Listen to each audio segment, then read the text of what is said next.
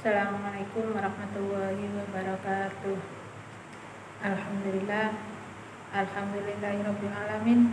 Wassalatu wassalamu ala asyrofil anbiya'i wal mursalin wa ala alihi wa sahbihi ajmain. Asyhadu an la ilaha illallah wa asyhadu anna Muhammadan abduhu wa rasuluhu, amma ba'd. Pertama-tama marilah kita panjatkan puja dan puji syukur kita kehadirat Allah, yang mana pada sore hari ini kita masih diberi kesempatan dan kesehatan sehingga kita dapat menunaikan ibadah puasa. Salawat serta salam tetap kami tujukan kepada junjungan kita Nabi besar Muhammad SAW yang telah memberi kita petunjuk dari jalan yang gelap menuju jalan yang terang, yakni dinul Islam. Ibu-ibu, di sore hari ini saya akan memberikan kultum tentang menjaga agar hati menjadi tenang. 3 cara agar hati menjadi tenang. Ibu-ibu sekalian, bagaimana cara kita menjaga hati bisa menjadi tenang? Ya, Allah sampaikan dalam Al-Quran di surat Ar-Ra'd ayat 28, Allah Subhanahu wa Ta'ala berfirman, orang-orang yang beriman dan hati mereka menjadi tenang dengan mengingat Allah. Ingatlah, hanya dengan berzikir kepada Allah dan hanya dengan mengingat Allah, hatimu akan menjadi tenang. Di bulan puasa ini, di bulan Ramadan ini, kita berpuasa dan kita menjalankan ibadah puasa agar bisa hati kita menjadi tenang untuk menjalankan ibadah puasa.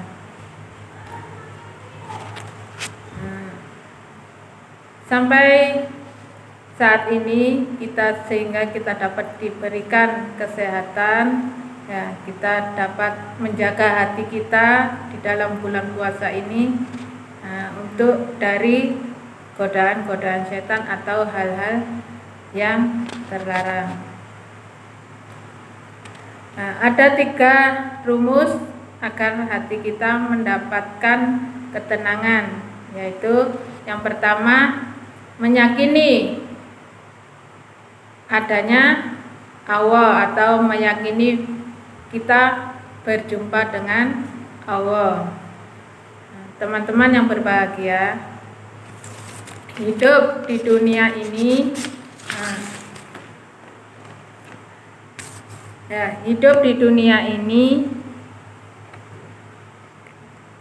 kita hanya sementara, kita tidak lama, hanya sementara. Semua sementara itu untuk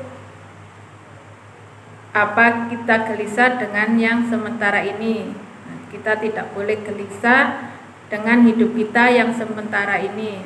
Dengan hidup kita yang sementara ini di dunia ini, maka kita harus banyak-banyak berbuat amal, berbuat kebaikan, menjaga hati kita supaya menjalankan ibadah puasa ini bisa tenang. Orang yang akan tenang, dia tahu akan tujuannya. Orang-orang yang akan hatinya tenang, maka dia tahu akan tujuannya. Kalau ada lika-liku yang datang di dunia sementara, maka mohon maaf teman-teman, yang bagi di atas jangan sombong, yang lagi di bawah janganlah putus asa. Senanglah sedekah, sedihlah sewajarnya. Kenapa? Karena hidup ini hanya sementara. Kita yakin perjumpaan dengan Allah. Rumus yang kedua yaitu rumus yang menerima ketentuan dari Allah. Kalau hatimu tenang, belajar ridho, belajar menerima ketentuan dari Allah. Berarti kalau kita diuji oleh Allah, kita harus ridho,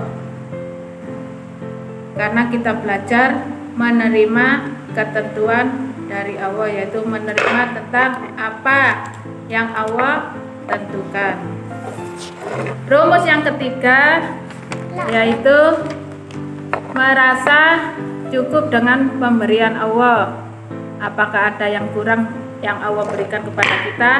Nah, demi Allah tidak ada yang kurang. Allah itu maha mencukupi.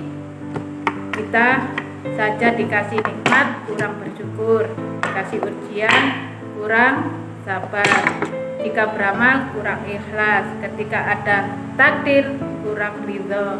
Nah, teman-teman semuanya, jangan banyak, karena yang banyak belum tentu cukup, tapi mintalah yang cukup. Nah, ada 4 konsep dalam kehidupan.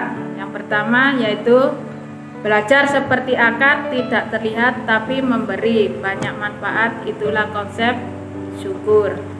Yang kedua, belajarlah seperti laba-laba, walaupun rumahnya sering hancur, ia selalu membuatnya lebih kuat lagi, itulah konsep sabar.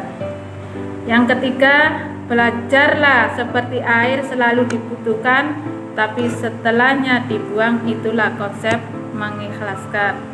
Yang keempat, belajarlah seperti padi, semakin berisi semakin merunduk, itulah konsep rendah hati. Ibu-ibu, itu saja yang bisa saya sampaikan. Akhirul kalam, wabil taufiq wal hidayah. Assalamualaikum warahmatullahi wabarakatuh.